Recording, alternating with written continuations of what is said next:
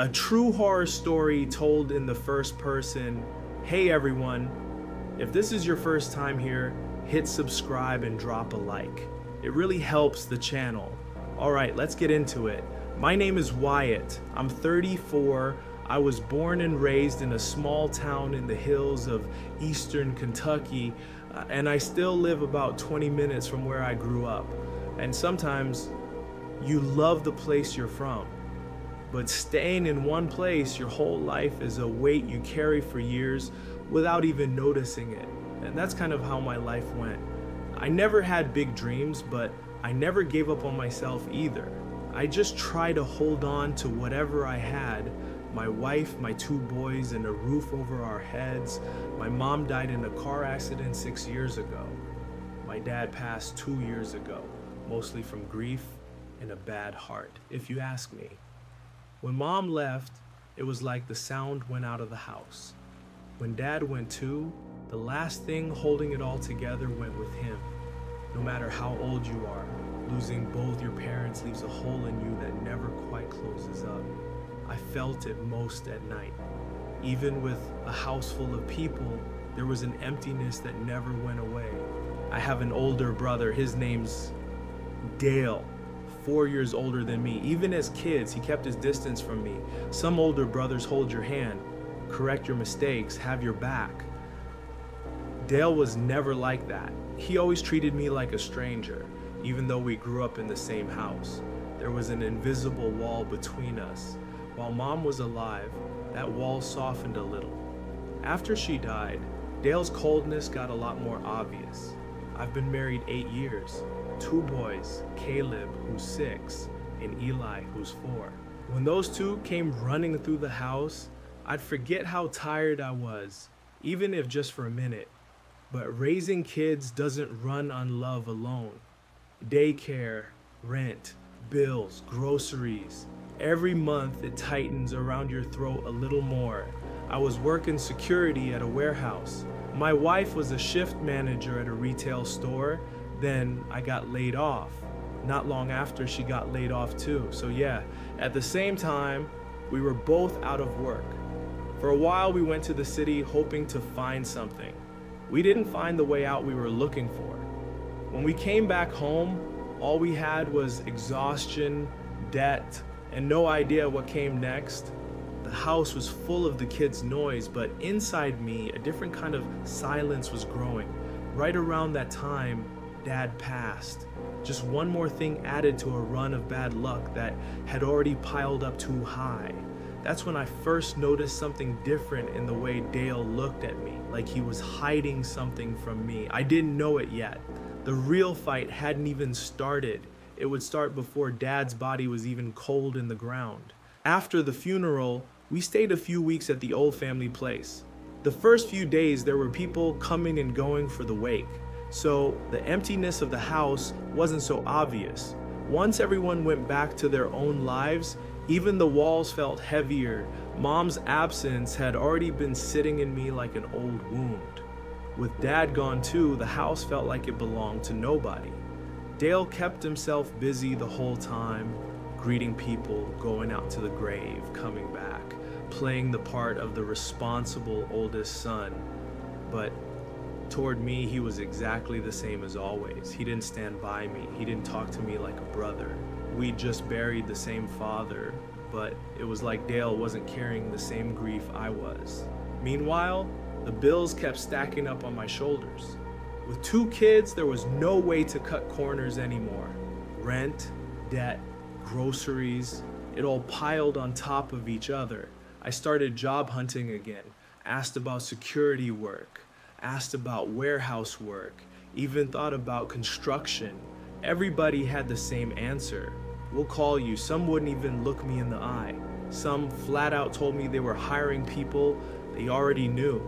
Dale would stop by the house sometimes, but never to help. It was more like he was checking the place over. He took the old keys to Dad's house. He went through some paperwork. He was asking people around town about the land Dad had left behind. I only found all this out later. At first, I didn't think much of it.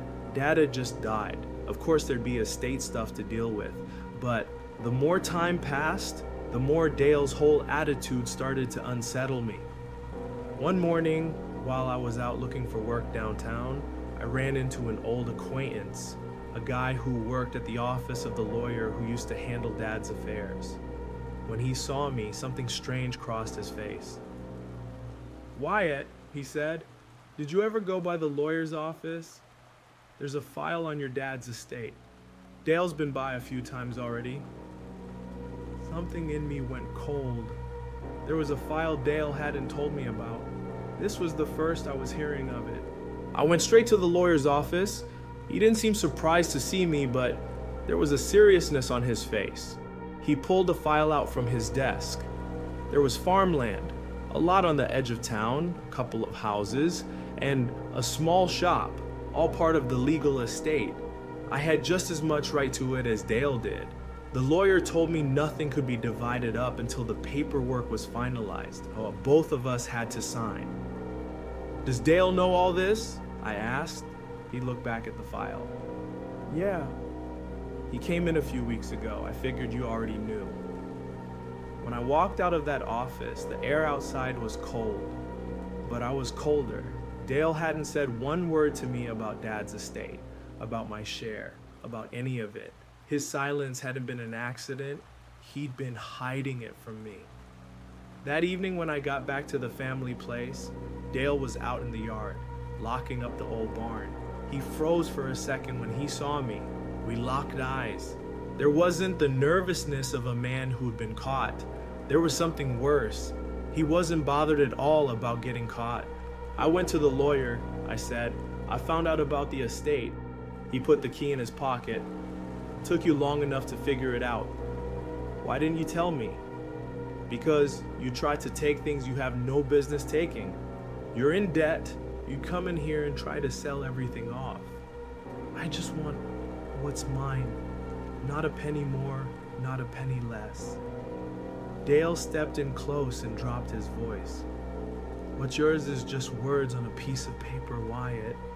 I'm the one who carried the weight of this land, this house. You left for the city. Now you show up wanting your cut?" Everything I'd swallowed for years came up at once. There wasn't a shred of brotherly love in Dale's eyes. There was hunger. Hunger for money, hunger to be the one on top, hunger to grind me down. "I never ran from anything," I said. "I've been holding my family together. I've got just as much right to Dad's estate as you do." Dale smiled, a smile with no warmth in it. "Drop this, Wyatt, or you're not just gonna lose the money. You're gonna lose your peace." That night I didn't say a word to my wife. The kids were asleep, the house was quiet, but for the first time, that quiet didn't feel normal. It felt like someone was waiting on the other side of the door. Dale's words stuck with me for days. Sometimes a person hears a threat clear as day and still doesn't want to admit it to themselves. That's what I did at first. I told myself he was just angry, that it'd blow over in a few days. Finding work was still no easier. Every morning I was out the door early. Every evening I came back with nothing. Security companies, warehouses, grocery stores. I tried them all. Some said they'd call back. Most didn't care at all. Every time I walked back in that door, Caleb and Eli came running and wrapped themselves around my legs. I tried not to let the exhaustion show. Sometimes a father has to look like he's standing even when he's already fallen. My wife, Callie, was holding things together at home. Caleb didn't understand everything, but he felt the tension in the house. Eli wouldn't leave his mother's side. Between what's missing in the fridge when the next bill's due, how we're paying rent, the nights got harder to sleep through. One evening, Callie laid the bills out on the kitchen table. Her voice was calm, but her face was worn thin. "Wyatt, if this keeps up, we're gonna have to start selling what we've got." "We'll hold on a little longer," I said. "I'll find something. And once the estate thing gets sorted out, we'll be fine." "Have you talked to Dale?" "I've talked to him, if you can call it talking, just asking for what's mine. He's acting like it's a declaration of war." She went quiet. She didn't want to believe Dale would really go that far. Neither did I, honestly. He was the man I grew up in the same house with. But Dale wasn't just a cold, older brother anymore. He was standing in front of me now like someone ready to crush me and my whole family to get what he wanted. The next day, I went back to the lawyer. He said the paperwork process was starting. I signed my part. Dale still needed to sign his. The lawyer said he'd pursue it through official channels. When I left that office, I felt a little lighter. At least I wasn't alone anymore. There was the law. There was a right and a wrong. There were witnesses. But the same day Dale found out, he showed up at my house. He banged on the door. The kids got scared inside. When I opened it, Dale was standing there, his face tight, like he hadn't come to argue. He'd come to pass a sentence. "You really aren't going to be smart about this, are you, Wyatt? The kids are inside. Keep your voice down. If you care about your kids, you'll drop this. There is no inheritance. You need to go worry about your own life. I'm not giving up what's mine." He stepped closer, and for the first time, his eyes didn't try to hide anything. Some things in this world don't get solved with a signature. A man loses his peace, and no amount of money's gonna fix that. Is that a threat? Take it however you want. Callie was standing behind me, listening. The kids had gone silent. There was a heaviness hanging in the house. Dale slammed his shoulder into the door on his way out. I could hear the anger in his footsteps going down the porch steps. I didn't sleep that night. Dale's words kept circling in my head. How does a man do this to his own brother? For money? For land? For a few pieces of property left behind by our father? I couldn't find an answer. Somewhere near dawn, I must have drifted off, because I dreamed I was standing in the yard of our old family place. It was dark out. Dad's old cane was standing in the middle of the yard. The gate creaked, and Dale appeared. He was wearing a dark jacket. I couldn't make out his face, but I heard his voice. "Give it up, Wyatt." Even in the dream, I got angry. "I want what's mine," I said. Dale tilted his head. When I finally saw his face clearly, his eyes weren't looking at me. They were looking at something behind me. "They're mine," he said. "If you take what's yours, night falls on your house." A cold wind cut through the yard. I woke up gasping for air. My room was dark. Callie was asleep beside me, and there was no sound from the boys' room. Just as I was about to settle down, I heard a faint scraping sound from the hallway. It sounded like something was walking barefoot through the house. When you're scared like that, you think you jump up and turn on the lights right away. It doesn't work like that. Your body freezes first. Your breath catches halfway. Your ears lock onto the darkness on the other side of the door. The sound came again. A pause, then a slow, dragging sound, like something was feeling along the floor without putting its full weight down. My eyes adjusted to the dark. Callie was still asleep next to me. The boys' room was down at the end of the hall. Caleb and Eli were the first thing on my mind. I sat up on the edge of the bed, grabbed my phone off the nightstand. When the screen lit up, it hit my face like a weak little flashlight. It was past 3 in the morning. The house was quiet, but it wasn't a normal quiet. It felt like every room was holding its breath. I walked slowly to the door, opened it. The hallway was empty. I went into the boys' room. Caleb had kicked the blanket off in his sleep. Eli was curled up around his pillow. Both of them looked calm. I should have felt relieved. I didn't, because the sound I'd heard had come from inside the house. I checked the kitchen, the living room. Everything was in its place. Windows shut, front door locked. I told myself I was losing it, that the fight with Dale had worn my mind down, that I must have dreamed the sound, that I'd imagined it. In the morning, Callie took one look at my face and knew I hadn't slept. "Your eyes look like you haven't slept in days. Up thinking again?" "I thought I heard something in the hall last night. Got up and checked. There was nobody there." She went quiet for a second, didn't push it in front of the kids, She got breakfast going. I sat down at the table. Caleb was messing with his cereal when he looked up at me. "Dad, did the man come in last night?" The piece of toast in my hand froze halfway to my mouth. "What man, bud?" "The man standing by the door. He was looking at me." Callie jumped in fast. "You probably had a dream, honey." Caleb dropped his eyes, but the look on his face didn't change. He didn't push it. Sometimes the kids stay quieter than adults do. That's what scared me more than anything. As the days went on, the whole feel of the house changed. Every evening, a strange weight settled over me. I wanted the kids in bed early. Callie kept the TV on, trying to fill the house with the noise. But when the sound cut out, there was another kind of quiet coming from behind the walls. A week later, Caleb fell while playing at the neighbors. The neighbor said she'd been watching the kids, but she'd stepped into the kitchen for a minute. Caleb fell down the porch steps and broke his arm. At the hospital, watching them cast his arm while he cried, I felt completely helpless. Callie blamed herself. "I shouldn't have let him go over there. I shouldn't have let anyone else watch them." "It's not your fault," I told her. "Nobody wants something like this to happen." But inside, a different fear was growing. Dale's words from the dream wouldn't leave me alone. "If you take what's yours, night falls on your house." I don't know if it had anything to do with what happened to Caleb. Maybe it didn't. But once a person starts being afraid, every bad thing that happens gets chained to the same dark thread. That same evening, Dale showed up at the house. He'd heard about Caleb's arm. He acted like he'd come to say he was sorry, but there wasn't a trace of sympathy in his eyes. "See, Wyatt," he said, "a man's whole life can fall apart in 1 second. You came here to say that? You still have time.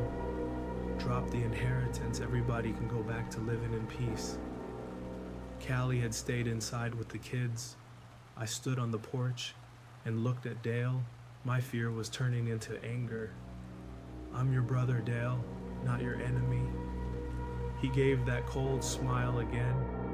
"Brotherhood's just something people believe in when it's convenient." I shut the door in his face. My hands were shaking. I didn't want to sleep, but exhaustion won out. Dale was in my dream again. This time, he was wearing a stained shirt.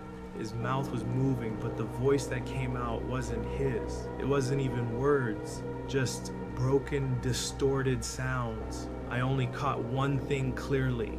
"Wyatt." I woke up, bolt upright in bed. The room was ice cold. The curtains weren't moving, but I felt something like a cold breath on the back of my neck. Then, from the boys' room, I heard Eli screaming. Callie and I both bolted out of bed. We didn't say a word to each other in the dark. We just looked at each other and ran. When we got to the boys' room, Caleb was sitting up in bed, staring at his brother. Eli was sobbing, out of breath, pointing at the door. "What happened, buddy? Why are you crying?" Eli couldn't answer. He just kept staring at the door and crying. Caleb's face had gone white. "Caleb, did you see something?" He swallowed hard, eyes still locked on the door. "A man walked by, Dad. He was pale, real pale." Callie scooped Eli up. "You had a dream, sweetie. You both got scared in your sleep." Caleb shook his head. "It wasn't a dream." He walked right past the door. He was white. Something cold went through me. I didn't let it show in front of the kids, turned the lamp on, checked every corner of the room, the closet under the beds, checked the window. Everything looked normal, but the house didn't feel normal. It felt like something had just been standing there. And the second we walked in, it slipped away. We kept the boys with us the rest of the night. I didn't sleep a wink until morning. I kept telling myself things would make more sense in the daylight. They didn't. If anything, the weight in my chest got heavier. "What happened, buddy? Why are you crying?" Eli couldn't answer. He just kept staring at the door and crying. Caleb's face had gone white. "Caleb, did you see something?" He swallowed hard, eyes still locked on the door. "A man walked by, Dad. He was pale, real pale. Callie scooped Eli up. "You had a dream, sweetie. You both got scared in your sleep." Caleb shook his head. "It wasn't a dream." He walked right past the door. He was white. Something cold went through me. I didn't let it show in front of the kids, turned the lamp on, checked every corner of the room, the closet under the beds, checked the window. Everything looked normal, but the house didn't feel normal. It felt like something had just been standing there. And the second we walked in, it slipped away. We kept the boys with us the rest of the night. I didn't sleep a wink until morning. I kept telling myself things would make more sense in the daylight. They didn't. If anything, the weight in my chest got heavier. A few days later, the noises in the house got more frequent. Callie chalked it up to exhaustion, stress, everything we've been through lately. For a long time, I wanted to believe that too, but when you're not at peace in your own home, everything changes. The clink of a glass can make your heart jump out of your chest. You can't walk to the bathroom at night without checking the end of the hall first, without turning on every light along the way. You check the kid's door every hour. You start living like a guest in your own house. One night, Callie couldn't take it anymore.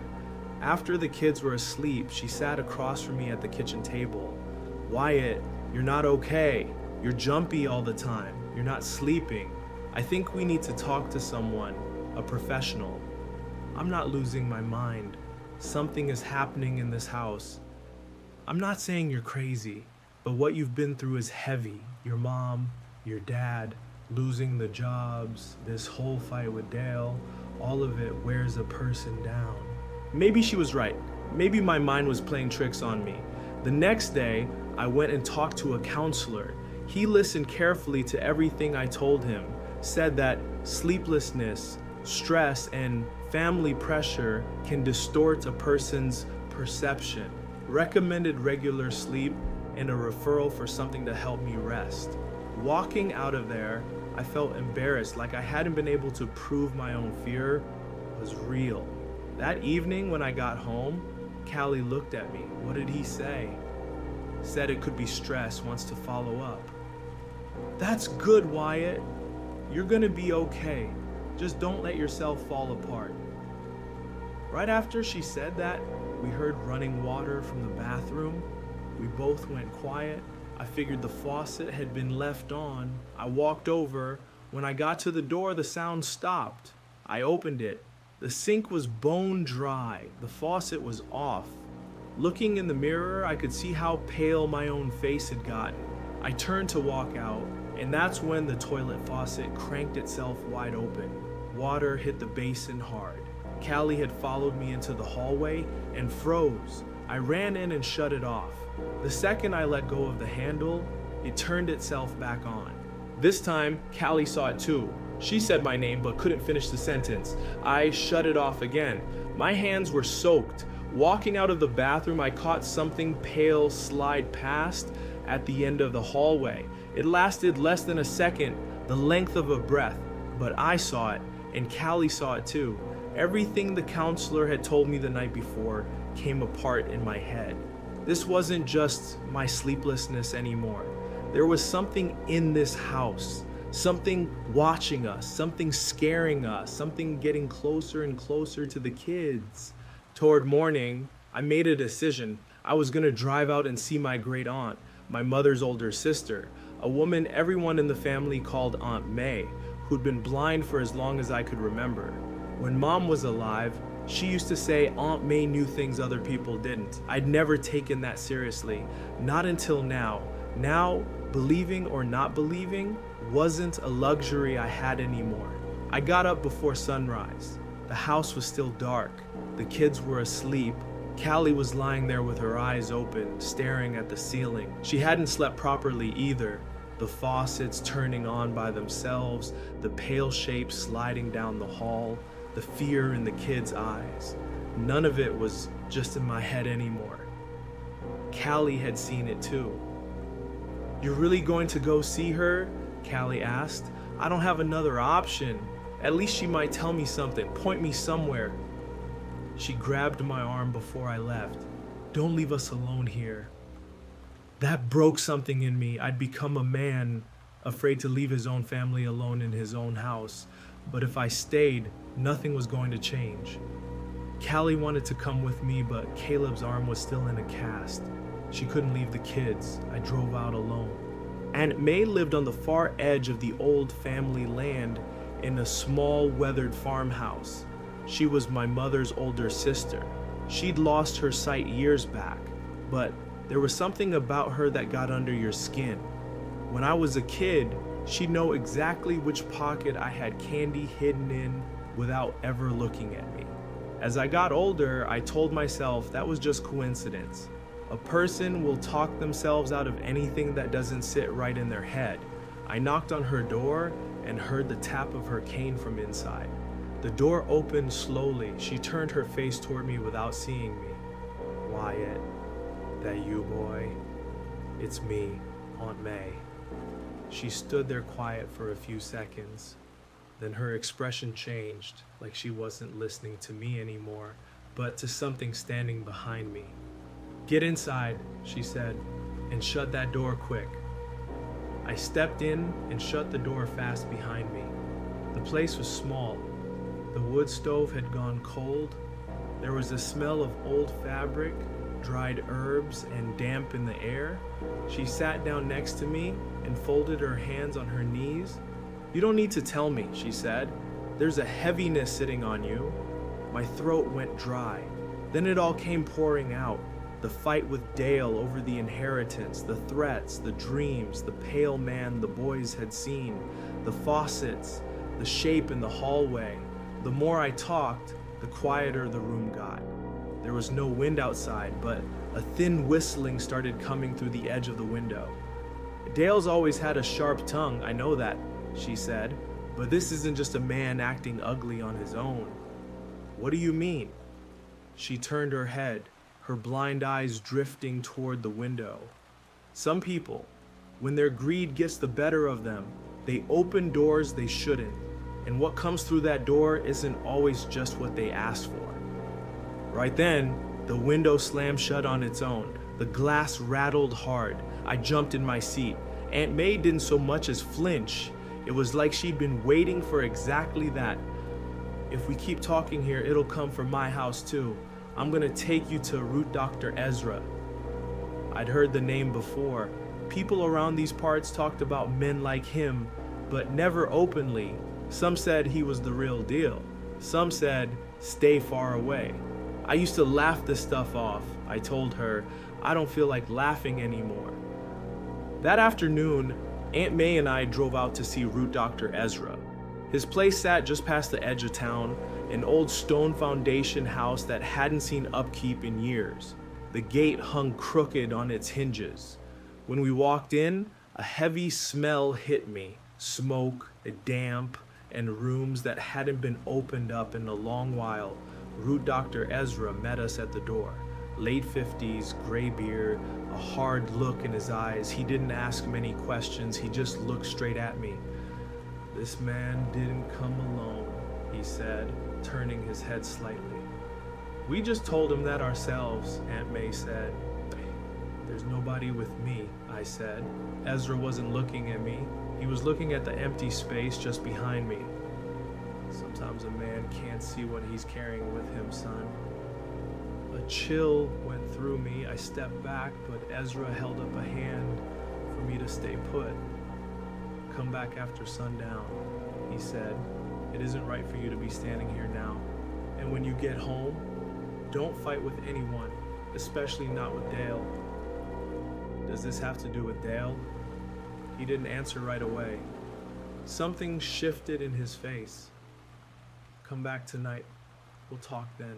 On the drive back, Aunt May held tight to my arm and stayed quiet most of the way.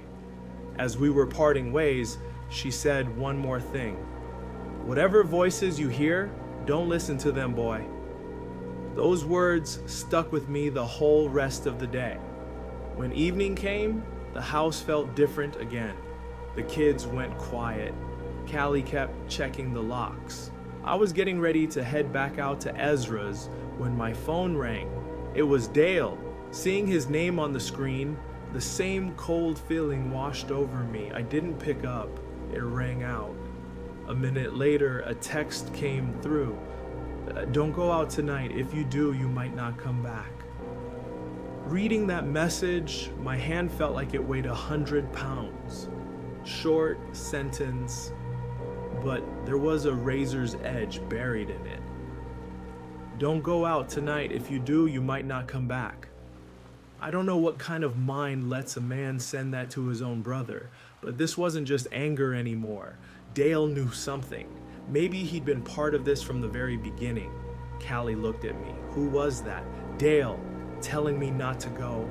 She stood there a second. There was fear in her eyes, but this time she didn't try to stop me because we'd both seen the same thing now. If I stayed home, the darkness in this house was only going to keep growing. I pulled the blanket up over the kids, checked Caleb's cast. The anger came back up in me. I wasn't going to let Dale's greed raise my children in fear. Callie walked me to the door. Be careful, Wyatt. Whatever happens, don't go anywhere alone. Don't worry, I'm not coming back without an answer tonight. When I got to Ezra's place, the evening prayers had just wrapped up somewhere in town. The gate was open. A weak light was leaking out from inside. I pushed the door open. The rusted hinge groaned. Part of me wanted to turn around and go home. My feet didn't let me. Ezra was waiting in the middle of the room. Aunt May was there too, head bowed, hands folded in her lap. A heavy silence sat over the room. On the table in front of them lay a cloth, a small dish, and a handful of other items. I didn't ask what they were. I didn't have the nerve to. Sit down, Wyatt, Ezra said. Tonight there's going to be a lot said in this room, but you're not going to answer to every voice you hear. Dale sent me a text, I said. Told me not to come, told me not to leave the house. Ezra's eyebrows drew together. So he already feels it coming undone. My heart started pounding harder. Ezra had me lean my head down. He started reading in a low voice. The air in the room began to shift, slow and strange. The lamp flickered a few times. There was no wind outside, but cold air seemed to be creeping in under the door. After a while, Ezra went quiet. He fixed his eyes on me. What's been done to you isn't simple fear-mongering. A bond has been made. Someone's put pressure on you to force you off that inheritance. Who did it? I asked, though I already knew the answer. I don't like saying the name out loud, but this door was opened by someone in your own blood. Evil that comes from a brother's hand cuts deeper than evil that comes from a stranger. And May's head dropped. Something in me broke apart. I hadn't been able to swallow the way Dale had treated me like an enemy. Accepting that he'd gone this far was even harder. Ezra, did Dale really do this? He did, Ezra said, but he isn't alone in it. Somebody's been feeding him counsel, and whatever came through that door he opened, he doesn't fully understand it himself. That night, Ezra prayed to try to lighten the weight pressing down on me. Partway through, a low rasping sound came from the corner of the room. Aunt May held her breath. I wanted to turn and look, but Ezra snapped at me sharply not to look behind me. The sound held for a few more seconds, then it stopped. Something in me felt a little lighter, like an unseen weight had lifted off my shoulders. But Ezra's face hadn't relaxed at all. The first knot's undone, he told me. The real knot is in Dale. This doesn't end until you face him. The next morning I drove out to Dale's place. He opened the door himself. His face went tight the second he saw me. He didn't want me inside, but he had no choice but to step back from the door. The house was a mess. Curtains drawn, a stale, close feeling in the air. You know exactly where I was last night, don't you? I said. Dale looked away. You've completely lost it, Wyatt. You had a curse put on me, on my family, over an inheritance. You put a hex on your own brother's house. He hardened all at once. Whatever denial had been on his face was gone. What replaced it was raw, naked hatred. That land is mine. You've been gone for years, living your life in the city. Now you show up expecting a handout. Is that it? I'm not asking for a handout. I want what our father left me. Dale stepped in and shoved my chest. You're gonna drop it, or you're gonna see things you've never seen before. I couldn't hold it back. We went at each other. Dale slammed me against the wall. I grabbed him by the shoulder and threw him back. It was short, but it let loose everything I'd been holding down for years. Dale shoved me out through the door. You show your face here again, he said. I'll forget you're my brother. Standing outside, catching my breath, I said, you already forgot a long time ago. That same night, I went back to see Ezra and told him about Dale's confession. Ezra sat quiet for a long while. Then he looked at me. Stopping evil is one thing, turning it back on the one who sent it is another. That's a heavy road. If there's darkness in you too, it'll burn you right along with him. I just want to protect my family, I said. I don't want my kids growing up scared. Ezra nodded slowly. As long as your intention isn't revenge, just breaking the bond that's been made. That night, the prayers began again. The moment Ezra stepped through my front door, his face fell. He stood in the entryway for a second, just breathing in the air of the place, and I watched something in him go still and serious. Something heavy's been set loose in this house, he said. He walked the place slow, room by room, murmuring low under his breath the whole way. The kitchen, the living room, down the hall, past the kid's door. He didn't rush any of it. Every few steps he'd stop, tilt his head like he was listening for something the rest of us couldn't hear, then move on. Callie stood by the kitchen doorway with Eli on her hip, not saying a word. Caleb sat frozen on the couch, watching Ezra like he already understood, in the way kids sometimes do, that something real was happening. Ezra finally stopped at the threshold of our bedroom, the door frame between the hallway and where Callie and I slept. He crouched down and ran his fingers along the bottom edge of the frame, right where the wood meets the floor. Right here, he said.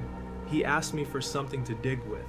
I brought him a flathead screwdriver from the kitchen drawer, and he worked it carefully into a seam along the base of the door frame. A seam so fine I'd walk past it 100 times and never noticed.